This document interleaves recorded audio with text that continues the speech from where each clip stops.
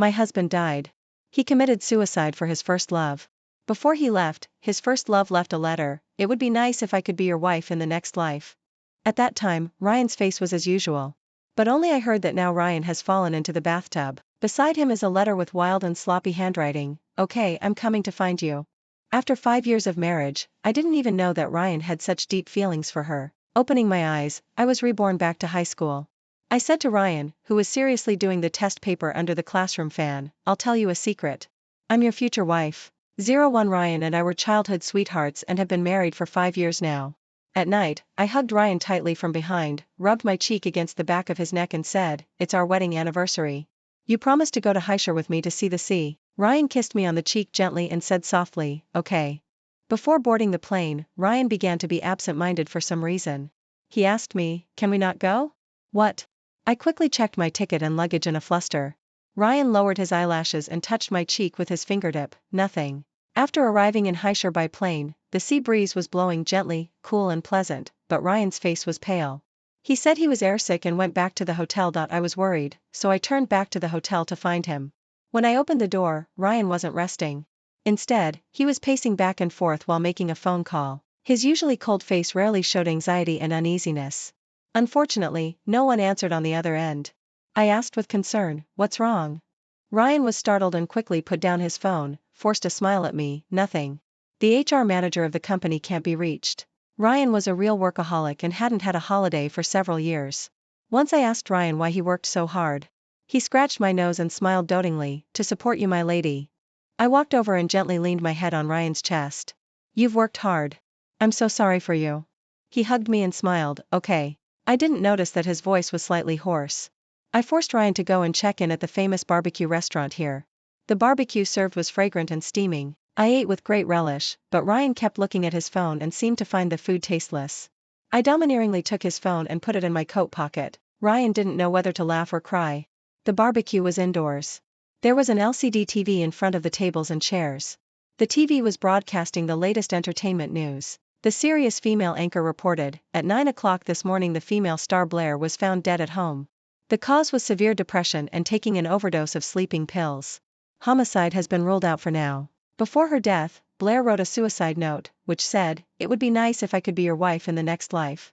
As we all know, Blair was unmarried and childless all her life and devoted all her energy to her acting career. It's really pitiful that she committed suicide because of emotional problems. With a click, the chopsticks in Ryan's hand made a heavy noise. I looked at Ryan and found that his face was as pale as paper, his dark pupils were shaking violently, and his pale lips were moving but no sound came out. I had never seen the calm and self-possessed Ryan in such a state before. After a while, Ryan finally regained his composure. He pursed his lips slightly and said calmly, it's okay. I'm just a little dizzy. After that, Ryan looked as usual and even went on a cruise ship with me and walked through the lavender fields. I was indulging in happiness, but I ignored the suppressed and desperate feelings hidden in his eyes. In the middle of the night while I was asleep, I heard an unusual sound of water. I got up and pushed open the bathroom door. I was shocked by the scene in front of me. Ryan was lying on his back in the bathtub filled with water. Blood was flowing from his left wrist, dyeing the whole bathtub red, while his right hand was hanging down, weakly holding a bloody knife. I cried and tried to pull Ryan out. Ryan was only barely breathing. He whispered, his voice as weak as a mosquito's, but it was deafening and rang in my ears, Blair, I love you. 02 These words lingered in my mind. I didn't even react until the ambulance arrived and the medical staff hurriedly carried Ryan onto the stretcher. I sat like a walking corpse outside the emergency room and waited for a whole night. The light in the operating room went off and the doctor came out, took off his mask and said to me regretfully, I'm sorry. We did our best. My legs gave way and I staggered 2 steps and collapsed to the ground. Besides sadness in my heart, there was more confusion. Before I followed the ambulance to the hospital, I saw a letter that had been blown to the ground by the wind beside Ryan. On it, he wrote with wild and powerful strokes, pouring out his most intense and deep emotions, okay, I'm coming to find you. My heart was shattered by these 5 words and tears of disbelief instantly welled up in my eyes. In high school, Blair was Ryan's first love, but in all these years we had been together, Blair had never appeared in our lives. While waiting for the operation, I took out Ryan's phone that I had always kept in my coat pocket and had never looked through before. Because I was shaking violently all over, I could hardly hold the phone steady. After unlocking the phone, I realized that the calls he claimed to make to the department manager were actually all made to a strange number in another city. The note was, Sweetie. Seeing this name, my heart tightened. 10 minutes before we boarded the plane, "Sweetie," sent Ryan the last message, "I'm really, really tired. I still can't bear to see you with someone else. I wish you and your wife a happy life. See you in the next life." The next second, Ryan replied eagerly, "What's wrong with you? Don't scare me, Blair. I give up. I'll divorce her." But Blair never replied again. My heart was cut into pieces by Ryan's words, "I'll divorce her," and the heart-piercing pain spread throughout my whole body. I remembered Ryan's strangeness on the plane, that he was listening to music with headphones on, but his brows were tightly furrowed and he looked restless. There were several pages of unanswered calls and read in the call record. Ryan, who had always been cold and aloof, kept calling again and again. Ryan had always been rational and steady and had never lost his composure in front of me like this, but now, he had gone with his "sweetie," leaving me behind. 03 I returned home from Heischer and didn't recover for many days in a row. After graduation, I had no intersection with Blair and I didn't even know that Ryan had such deep feelings for her. All these years with Ryan seemed like a lie. I had never really known the real him. The turmoil continued. Ryan's suicide became known to the public. The timing was too coincidental. Moreover, both of them were students in the same class and the same grade in Balin High School. Some people with ulterior motives quickly dug out Ryan and Blair's relationship in their teenage years and posted it on video websites. It became very popular overnight. In the green and astringent school uniform days, they laughed and played together, but later they parted ways for reasons unknown to others and never expressed their hidden love again. They each shone brightly in different fields, but no matter how high they stood, they no longer had the right to embrace each other. My heart was completely hollowed out. I numbly scrolled through those videos again and again. Ryan, dressed in a suit, attended corporate events. His eyes never left Blair, who was invited to the stage and wearing a red dress. His eyes were full of longing and hidden pain. On Ryan's Weibo small account, he wished Blair a happy birthday at 0 o'clock on the same day every year. He accompanied the post with a picture of the little rabbit that Blair liked the most and said affectionately and carefully, "Blair, happy birthday." Even the cheap watch that Ryan carried with him and didn't allow others to touch casually was also a gift from Blair many years ago. The flamboyant and charming female star and the noble and self-restrained corporate executive loved each other but couldn't be together and ended up sacrificing their lives for love. Everyone was in tears and lamented that they were the real-life version of Liang Zhu. And I, the legal wife, was like the female version of Ma Wenkai. I laughed and cried like crazy. Ryan and I were childhood sweethearts for 20 years. Even when his family fell on hard times, I found various reasons to help him, for fear of hurting his self-esteem. After graduating from university, I accompanied Ryan to start from scratch. We tried living in rented houses and eating instant noodles. In the biting cold winter, we hugged each other to keep warm in the cold quilt. He kissed me and we imagined everything we would do in the future, but all this companionship couldn't compare with Blair, who caught Ryan's eye in high school with just one glance. Was my time and youth nothing in Ryan's eyes? I didn't expect that my private information was dug out. On my way to collect Ryan's ashes, a group of extreme fans blocked me. The leader splashed sulfuric acid on me, shouting with a distorted face, "You bitch who destroyed the relationship between Blair and Ryan, go to hell." The high-concentration sulfuric acid splashed into my eyes and corroded my face. The intense pain was unbearable. I looked up and stood up. But I was stared at by all the classmates in the classroom. "Lorelei, you not only slept in my class but also talked in your sleep. Don't think you can do whatever you want just because your family is rich." 04 My mind cleared up and my dizzy vision gradually became clear. I saw the high school class teacher looking at me angrily. I also saw Ryan sitting beside me, sitting straight like a pine tree, wearing the school uniform and looking straight at the blackboard. He was wearing black-rimmed glasses at this time, with his broken hair scattered on his forehead, full of youthful spirit. I heard someone whispering, "Miss Lorelei is pestering Ryan to tutor her again. It's a pity that she's a hopeless case and can only sleep all day. Ryan must be so annoyed. The top student in the grade is liked by a spoiled young lady from a wealthy family." The class teacher roared, "Lorelei, come and answer this question." "What's the answer?" "If you can't answer it, you'll go and stand outside." My university major had nothing to do with science, and I had already forgotten all the knowledge I learned in high school long ago. I was confused when looking at the jumping mathematical characters on the blackboard. 1/3. A deep voice reminded me, 1/3. I didn't choose to answer this easy answer but said, "Teacher, I don't know." As soon as I finished speaking, I walked out with my textbooks in my arms. I saw the shocked look in Ryan's eyes. There was no other reason. It was just that this answer was told to me by Ryan, and I didn't want it. When I was a teenager, I was playful. After being admitted to the top class, I became the last one in the class. I randomly went to a second-rate university near Ryan's university. Ryan was a famous straight-A student. I took advantage of our years of being childhood sweethearts and always had Ryan help me when I couldn't answer questions in class. When Ryan's family fell on hard times, I even used the excuse of tutoring fees to pay him a generous salary.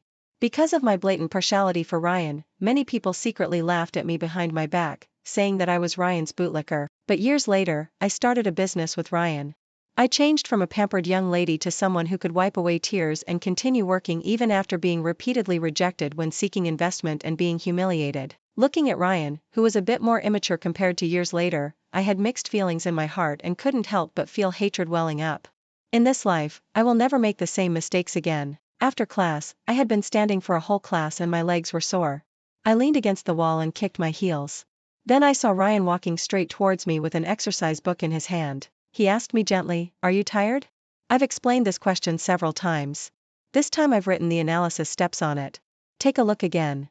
Ryan smiled and handed me the unfolded exercise book, on which there were notes written in red pen, with beautiful and neat handwriting. Just looking at this handwriting reminded me of those wild and passionate 5 words on that cold sea breeze night. 2 years ago, Ryan's family went bankrupt overnight. His father absconded and his mother was depressed all day long. He was laughed at as a down-and-out noble son who only had his pride left. Many people came to bully him. I rushed to the front and protected him like a proud hen. Instead, I became the one who was laughed at in the end. After Ryan died in the previous life, I saw the diary he had saved on his phone long ago. Blair is a beam of light shining into my hopeless life. And Lorelei, she just used money to humiliate me when I was at my lowest point. I didn't take the exercise book and said in a cold and distant tone, "Ryan, you don't need to come to tutor me after school from now on. And I won't use tutoring fees to hurt your fragile self-esteem anymore." Hearing my words, Ryan's hand holding the exercise book paused slightly. Then the emotions in his eyes faded away and his tone was gentle, "Don't be silly. We're in senior year of high school. If I don't tutor you, who will? Or were you unhappy because I told others yesterday that I regarded you as my sister?" Yes, the 18-year-old Ryan knew clearly about my secret love for him, but at the corner of the stairs yesterday, he casually told others, "Lorelei, I just regard her as the cutest sister." He raised his hand to rub my head to comfort me. His cold eyebrows and eyes melted with a bit of doting, which made me feel sick. I opened his hand and said coldly, "Don't touch me." The back of his fair hand was slapped red by me. Ryan's face froze. At this time, there was a commotion in the corridor. The classmates who had been playing around suddenly all ran towards the office. I heard someone shouting excitedly, "A beautiful girl has just transferred to our class." I looked at the date and it was indeed this day. Outside the office, there were crowds of classmates stretching their necks to look inside. They stared at Blair standing in the office, and exclamations of amazement came one after another. There was no other reason. It was just that she was really beautiful. She had a slender figure, an oval face, clear big eyes, and her slightly curly hair was softly draped over her shoulders, making people have a strong urge to protect her. In her previous life, she also relied on this pitiful face to enter the entertainment industry, became a popular female star, and captured Ryan's heart in this summer. Blair and Lorelei look a bit alike. Who do you think is more beautiful? Of course it's Blair. Blair has participated in a model competition and won the championship. She has a good figure and good grades. How can Lorelei, a useless face, compare to her? Their discussions came one after another, and the admiration in Blair's eyes became more and more obvious. Just then, a clear voice came from beside me, "I think Lorelei is more beautiful." I turned my head and saw Ryan looking casual yet certain. This made everyone look at him in surprise, including Blair, who clearly heard this sentence in the office. Blair gave me a resentful look, with a look of scrutiny and disdain in her eyes. Then she noticed Ryan, who stood out from the crowd and was outstanding, and a strong interest rose in her eyes. She bit her lower lip and said, "This classmate doesn't seem to like me." Ryan put his hands in his pockets and said calmly, "I just think my little childhood sweetheart is the best." I raised my eyes and saw that my reflection was in the young man's eyes. But it was just an illusion. I put on a sweet smile and said to Blair, "Classmate, he's lying. He likes girls like you the best. He liked her so much that he could sacrifice his life for her and abandon everything he had worked for." I left Ryan behind and turned around to leave. I didn't care at all about the shocked reactions of everyone present, who were looking at each other in astonishment. In the following days, I rejected Ryan's requests to tutor me again and again.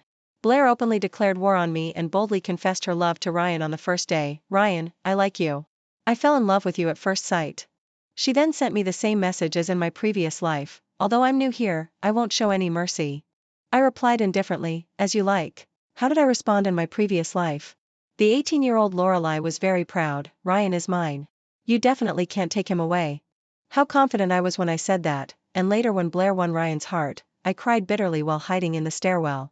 Blair came on so strongly that the atmosphere in the class became way meow. Scrutinizing gazes shifted back and forth among the three of us. I didn't care at all. Instead of sleeping in class every day, I took careful notes of all subjects. On weekends, I went to one-on-one tutoring classes, trying hard to catch up on the lessons I had missed. People in the class guessed that I had changed my ways, and the voices saying that I was playing hard to get gradually disappeared. As soon as the class was over, I would put on my school bag and head straight for the library. Even if I met Ryan on the way, I would avoid him immediately. Soon, Ryan couldn't bear it anymore. He grabbed my arm and blocked my way, looking hurt. What have I done wrong? Why have you been avoiding me? The young Ryan had the same look as when we had conflicts after getting married. He scratched his head, confused about why I was angry. But the same thing was that they both had a soul that didn't love me but pretended to. I slowly pulled my hand out of Ryan's. My silence clearly made Ryan think differently. He sighed and said, "The words of that transfer student made you unhappy, right? You're not a child anymore. Don't alienate me because of what others say, okay? Ryan." His words were interrupted as Blair came running from a distance, with a thin layer of sweat on the tip of her nose. She looked at Ryan with smiling eyes. "You came to the library. Why didn't you tell me? Did you eat the cookies I made? They're your favorite flavor." Blair rattled off a bunch of words, full of exuberant and unconcealed love. Ryan frowned and gave Blair a slightly disdainful look, extremely cold. "No, I threw them away." Blair restrained her expression, looking aggrieved, and then immediately regained her cheerful and bright look. She reflected on herself and said, "It's okay. It must be that my cookies didn't look good and you didn't like them. I'll try harder next time." The girl's eyes were shining brightly, as if her whole world was filled with Ryan. Ryan was startled for a moment and then unnaturally turned his head aside. I saw a faint blush appear behind his ear. Now that I look at it, Blair is really similar to me, equally passionate and equally willing to do things without considering the cost. I lowered my eyelashes and said, "You two can talk slowly. I'll leave first." Ryan subconsciously wanted to follow me. But Blair hooked his arm and acted coquettishly. "Ryan, I don't know how to do a question. Could you teach me?" 07 There was a big seat rearrangement in the class. Blair took the opportunity to apply to the class teacher to sit with Ryan.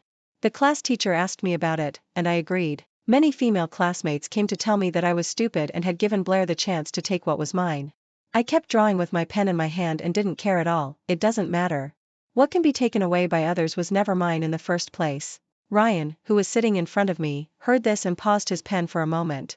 Then he was in a low mood for the whole day. After class, Blair, who had been pestering Ryan for the whole class, came up to him again to ask questions. He was already in a bad mood and was extremely annoyed. He simply threw down his pen and frowned. "Don't you have good grades? Why do you come to ask me such simple questions?" Blair bit her lower lip in embarrassment. "But I'm not the first one to ask you this kind of question either." She gave me a look, with a hint in her eyes.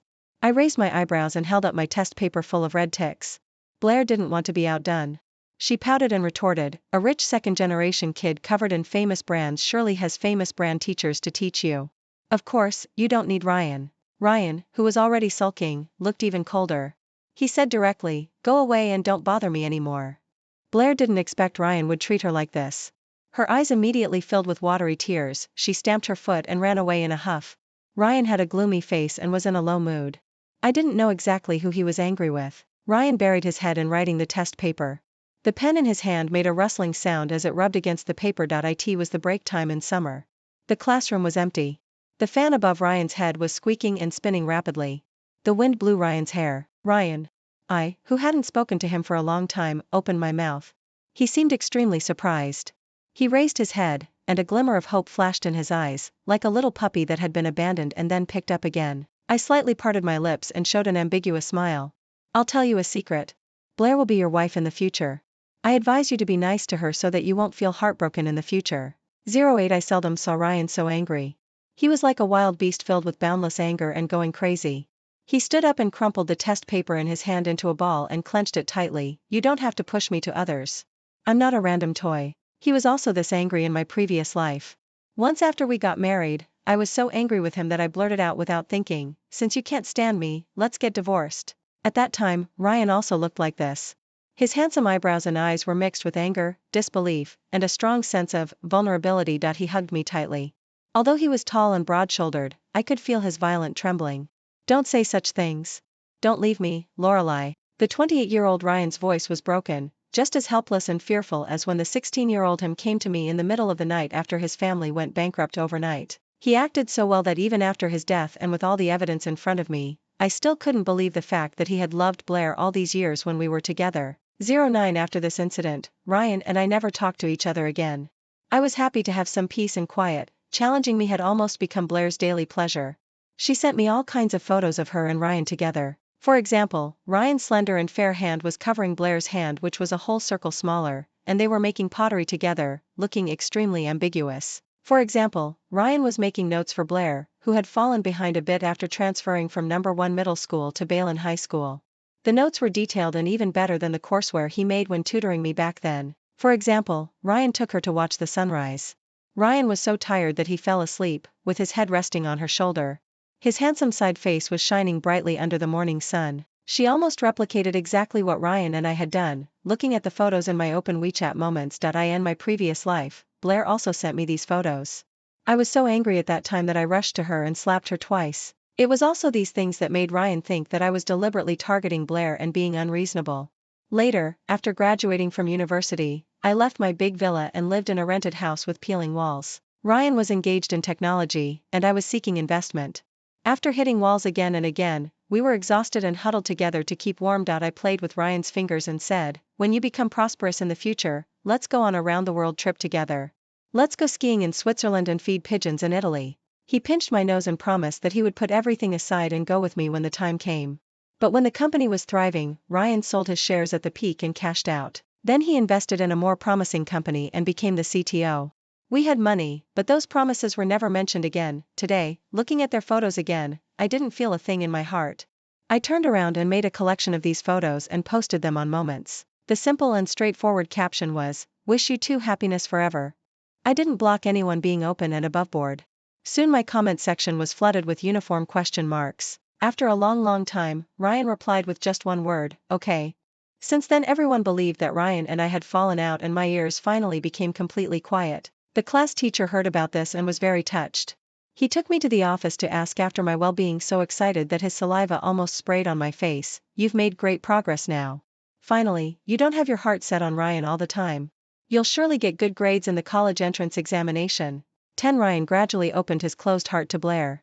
During a rare physical education class that wasn't occupied, when we were playing games, Blair was knocked down to the ground and let out a cry of surprise. Ryan immediately walked over with nervousness in his eyes. He pulled Blair up at once, his tone a bit rough. "Are you stupid? Why were you so careless?" When she fell asleep on the desk, Ryan would turn his head and use the open book to block the sunlight that shone obliquely through the gaps in the blinds. Without disturbing anyone, the golden sunlight left light and shadows in the classroom, the quietly sleeping girl and her dutiful knight. Finally, Ryan and Blair got together. The gossipy eyes of the classmates in the class all drifted to me intentionally or unintentionally, but I didn't care because I was preparing for the final exams. My grades improved rapidly, not only because I concentrated on my studies but also because I had been toughened up a lot in the adult world. When the class teacher surprisingly announced in public that I had ranked among the top 30 in the grade, Ryan, who was immersed in the world of love with Blair, turned his head in surprise and gave me a glance. He finally noticed that my long hair that used to reach my waist had been cut into short hair just reaching my shoulders, and that the colorful beaded bracelet he gave me on my 15th birthday was gone. 11 After school, he hesitated for a moment. Rarely, he didn't leave with Blair but stopped me instead. "Lorelei, where's the bracelet?" He pointed at my wrist. My wrist was empty. Ryan had kept Blair's gift for 10 years, while I had worn this bracelet for 13 years. Threw it away. I threw it into the trash can on the first day of my rebirth. Ryan took a deep breath and quickly accepted this fact. "I'm with Blair now. I know you don't like her, but please get along well with her. She'll be your sister-in-law in the future." I smiled. I had chased Ryan hard for 5 years before getting what I wanted, but Blair didn't have to do anything, and Ryan just put her securely in his future. He didn't notice my strangeness and continued on his own. "I know you're angry and you're alienating me because I said you were my sister. But," he took a deep breath, seeming to lack confidence. "Love can't be forced. We'll be relatives from now on." The Ryan in front of me was trying to make peace with me, telling me that it was time to step down and stop the Cold War. "I haven't sat down and had a good meal with you for a long time." I replied. Ryan's eyes brightened, as if he thought there was hope for reconciliation. Then he quickly said, "The food your mom cooks is delicious." Slap. I raised my hand and slapped Ryan hard. The slap was clear and loud. Ryan turned his head aside and then slowly turned back to look at me. Tears filled my eyes, and he was startled. I said word by word, "Ryan, you're really such a bastard." 12. The college entrance examination was just around the corner, and I was under more and more pressure. I almost scratched my scalp bald. To relax, the class teacher took us to have a picnic on a nearby mountain as the last collective activity before the college entrance examination. I happened to be in the same group as Blair. As there were fewer and fewer people around, she moved closer to me. In a sinister tone, she said, "Lorelai, I saw Ryan come to find you after school that day." Blair leaned close to my ear. "Even if you like Ryan so much, what's the use? He's mine now." I wasn't interested and didn't even bother to lift my eyelids. Do you know why I transferred to Balin High School in senior year? Seeing that I wasn't interested, Blair threw out another topic. "Because I saw you and Ryan buying textbooks in the bookstore. His eyes were always smiling and looking at you." I thought it was interesting but also annoying. She showed a triumphant smile, looking like a winner. "You come from a wealthy family and are beautiful. It can't be that everything goes smoothly for you in love, right?" Blair gloated, with cunning in her eyes. I knew that Blair's family background was ordinary, but I didn't know that she had always been jealous of me and even had such a twisted personality. I asked the question that had been on my mind for a long time, "Do you really like Ryan?" Blair smiled, with a smug look in her eyes and eyebrows. "It's just for fun. He has nothing left except your love for him. Didn't you notice that I've been imitating you in every move? He really took the bait. It's just that he's too stupid to know that he likes you, and you're too stupid too." Yes, I was too stupid. I treated the world with my true heart, but in the end, I was left with nothing but a broken heart after giving it all. 13. Blair made a wrong move. I recorded her words with my phone in my pocket and sent them to Ryan. I was really looking forward to his reaction. Sometimes the pride of youth outweighs feelings. Ryan and Blair broke up. Some people saw that Ryan pinned Blair against the wall by her neck, with his eyes red, and questioned her harshly. "The person you like is peeled off layer by layer like an onion, only to reveal a rotten heart inside. It doesn't feel good, right? I hope he can also experience the feelings I had back then." There were 30 days left until the college entrance examination. 14. On the day of the third mock exam, Ryan suddenly disappeared. All the teachers were going crazy looking for him. They contacted his parents and went to his home to search, but he was nowhere to be found. Until the 2-day exam was over, Ryan still didn't show up. I took off my tiredness and walked home, only to see a man dressed all in black standing at the door of my house. My sensitive nerves tensed up and I tightly held the personal alarm in my hand. "Lorelai." It was Ryan. He was so thin that I could hardly recognize him. His voice was unsteady, mixed with a tinge of despair. He rushed over and hugged me, trembling violently all over. That feeling was exactly the same as the Ryan in my previous life. He murmured, "I had a very, very long dream, so long that it scared me. I dreamed that we were together and then we got married. Because of Blair, I left on our wedding anniversary, leaving you alone to face the storms of the world." He spoke slowly, as if he was describing a nightmare that he was drowning in and could never wake up from. "I saw you with your facial features corroded by sulfuric acid falling to the ground and screaming miserably, and beside you was my urn. Everyone around was laughing at you and watching your misfortune, and no one helped you. You were such a person who loved beauty and was so afraid of pain. How much pain you must have felt when you were splashed with sulfuric acid." His voice was so hoarse that he almost lost it. "I dreamed that you were finally sent to the hospital. Unable to accept that your face was completely disfigured, you jumped off the building and committed suicide in a spring when your wounds itched. I don't believe it." Tears could no longer be held in his eyes and burst out. "These aren't true, right?"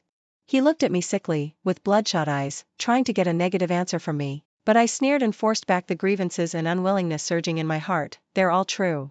Ryan staggered back in disbelief. He knelt down in front of me, his once proud spine was bent, as if it had been shattered severely. He buried his face in his palms, and tears slowly flowed out along his fingers, gradually turning into sobs. I'm sorry for you." He seemed to go crazy and said incoherently without logic, "After I died I became a spirit and saw that Blair wasn't dead at all. Instead she had offended someone in the country and faked her death to escape. Because she was jealous of our happy marriage she deliberately sent me a text message saying that she was going to commit suicide.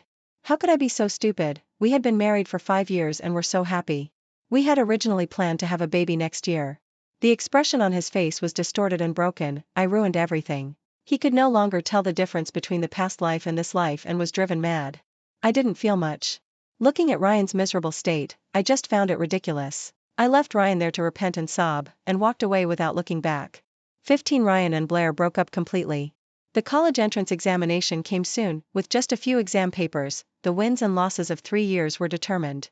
I kept writing with my pen and drew a perfect full stop for the 3 years. Ryan didn't perform well in the exam and his grades were just enough for him to enter a first-tier university. He was taken as a negative example by many teachers. Blair made the same choice as in her previous life, which surprised everyone. She gave up going to university and chose to enter the entertainment industry to fight on her own. And I, who was the least favored at the beginning, became a dark horse in the school. My grades were even good enough for me to enter University A. Seeing my grades, my parents were overjoyed and kept praising me for being so capable and smart. There was a big banquet at home, and relatives were all beaming with smiles and congratulating me. And Ryan sent me text messages again and again, carefully asking me where I wanted to apply for college and whether it was University A or not. I guessed that he wanted to apply for a school in the same city as mine. When the admission notices came out, I was admitted to the ACE major of University W, which I wanted to go to more.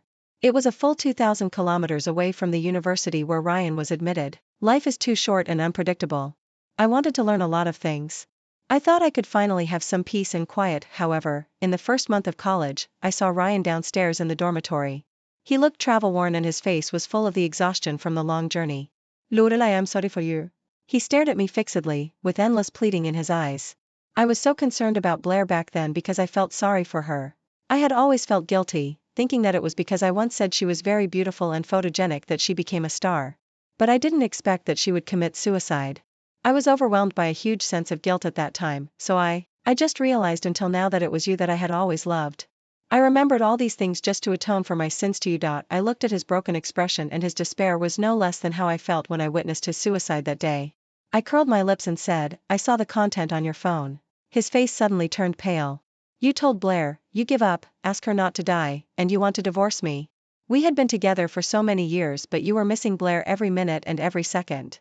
We had supported each other for so many years, but on our wedding anniversary, you let me see my husband's body with my own eyes. Is this what you call loving me? Finally, with disgust in my tone, I said faintly, go away. I don't want to see you ever again. My roommate said that they saw a man standing still on the spot all night. Like a silent statue. 16 I thought Ryan would give up but unexpectedly, he traveled 2,000 kilometers to see me every month. He didn't disturb me.